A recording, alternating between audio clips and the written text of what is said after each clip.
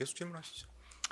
네, 그 27항 가항입니다. 그러면 이제 비상계엄 선포하러 어쨌든 뭐 당시에는 기억을 무슨 상황인지 뭐 정확히 파악을 못 하셨다고는 하는데 윤석열 대통령 자리에서 일어나서 이제 대접견실에서 퇴실을 했는데 계속 거기에 있던 국무위원들이 남아 있었던 이유는 뭡니까?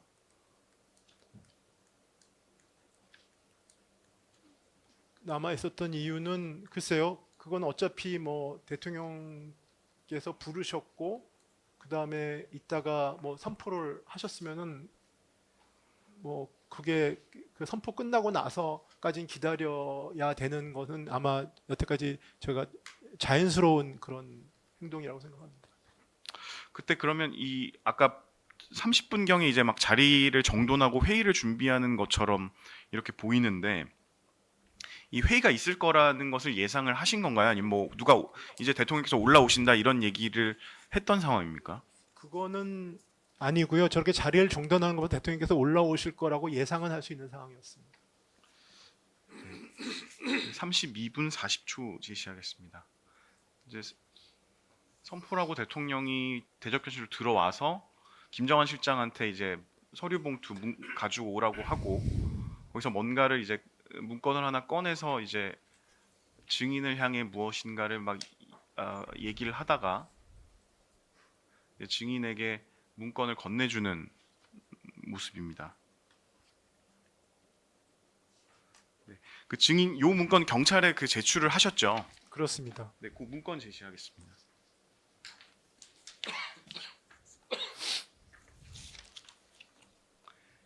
이 문건이 그 경찰에 제출하신 문건 맞으십니까? 네, 맞는 것 같습니다. 그 이 문건을 경찰에 이제 임의 제출하셨는데 그 임의 제출하신 경위가 어떻게 됩니까?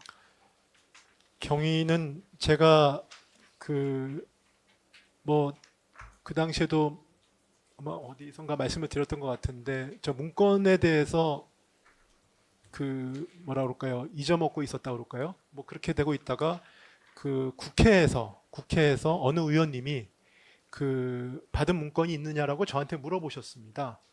그래서 갑자기 물어보셔서 근데 이제 문건 받은 거는 기억이 나서 그 좀 제가 기억이 불완전하지만 이 파편적인 기억들이 있어서 그걸 모아가지고 뭐 그때 상황을 좀 설명을 드렸던 썼습니다. 그래서 제가 그날 국회 끝나고 나서 그 문건을 당시에 차관보가 가지고 있었거든요. 그래서 차관보가 가지고 있었다는 건 제가 아직도 가지고 있냐 물어봤더니 가지고 있다고 하길래 그러면 제가 차관보한테 그 경찰이 그때 수사 중이었기 때문에 경찰에 제출을 해라라고 얘기해서 차관보가 본인이 가지고 있던 문건을 경찰에 이미 제출했습니다.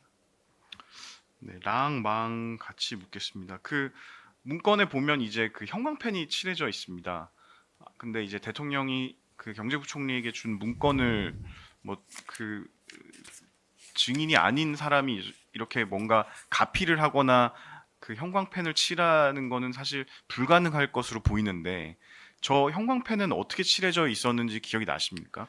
저는 형광펜이 칠해져 있다는 걸 인지를 못했고요.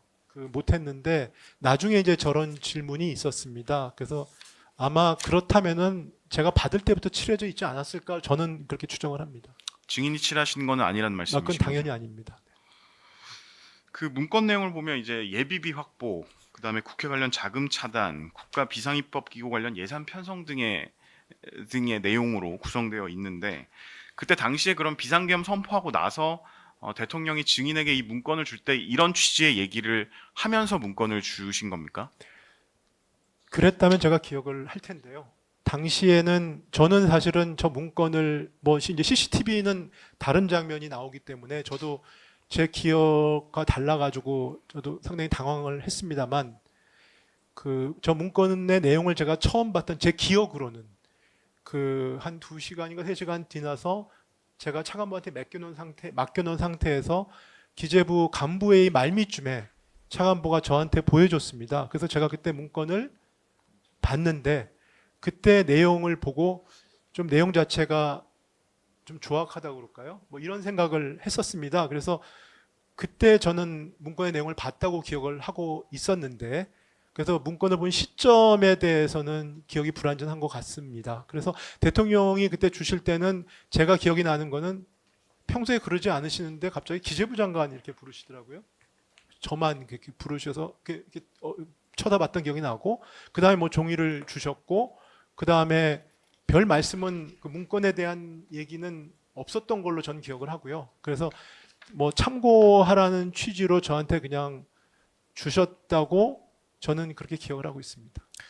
저 기존의 문건 관련해서 증인이 여러 가지 설명하신 적 있으시죠? 네네. 네, 그 내용과 지금 말씀하시는 게 다른 부분이 있는 것도 알고 계시죠? 네, 알고 있습니다. 기존에는 어떻게 말씀하셨습니까? 그러니까 저는 당시에는 그 기재부 장관이라고 불렀던 거 하고, 그 다음에 누군가가 실무자가 대통령께 접근을 해서 문건을 줬다는 장면은 기억이 납니다. 그리고 대통령께, 그러니까 실무자가 문건을 가지고 들어온 건 기억이 나고, 그 다음에 제가 나중에 보니까 이제 접혀져 있는 상태의 문건이 제가 기억이 나서 그걸 갖다가 차관부한테 전달해줬고, 그 다음에 간부회의 말미에 제가 그 부분을 확인했던 기억이 있어서 그 기억들을 제 나름대로 이렇게 종합을 해가지고 근거해서 답변을 했었습니다. 근데 뭐 결국은 제가 문건을 본 시점이나 이런 부분에 대한 것들이 그 뭐 CCTV가 달라가지고요, 확인을 해보니까. 그래서 저도 상당히 좀 당황했습니다. 네. 기억이 안 날 수는 있습니다. 안 날 수 있는데 뭔가 객관적인 상황하고 명확하게 다르게 적극적으로 진술하시는 거는 저희가 의심해 볼 수밖에 없습니다. 입장을 바꿔도 그렇지 않겠습니까?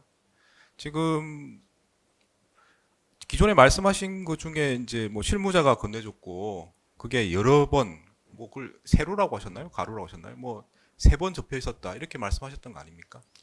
그건 뭐 여러 번 물어보시니까 그렇게 답변을 한 것 같고요. 네. 하여튼 뭐 그렇습니다. 네. 그런 게 이제 기억이 안 나면은 이해할 수 있는데 그렇게 구체적으로 진술을 하시는 게 이상해서 제가 여쭤보는 겁니다. 네, 뭐 당시로서는 국회였고 그 제 기억을 종합해서 최대한 뭐 성실히 답변을 하겠다라는 생각이었던 것 같습니다.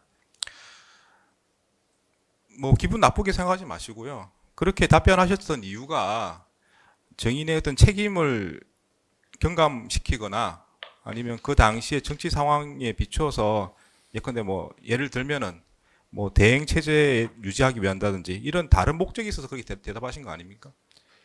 글쎄요, 뭐 제가 계엄에 나름대로 반대를 최선에서 했고요. 그 다음에 문건을 대통령이 계신 자리에서 문건을 받았다는 거는 다 인정을 했고요. 그다음에 문건을 제가 또 잡아서 제출했습니다. 그리고 저 문건과 관련돼서 저는 어떠한 행동도 하지 않았습니다. 그렇기 때문에 제가 문건을 본 시점이라든지 문건을 받았을 때의 어떤 상황에 대한 묘사를 제 기억과 달리할 이유가 저는 없다고 생각합니다. 제가 한 번 더 말씀드린 거는 뭐 기억이 안 나는 부분이 있으면 안 난다고 얘기하시는 건 제가 이해할 수 있습니다만은 그게 뭔가 적극적으로 반대되는 내용이면 의심할 수밖에 없다고 제가 말씀을 드린 겁니다. 네, 알겠습니다. 그래서 여쭤본 거고. 네, 네. 네. 예, 계속 질문하시죠.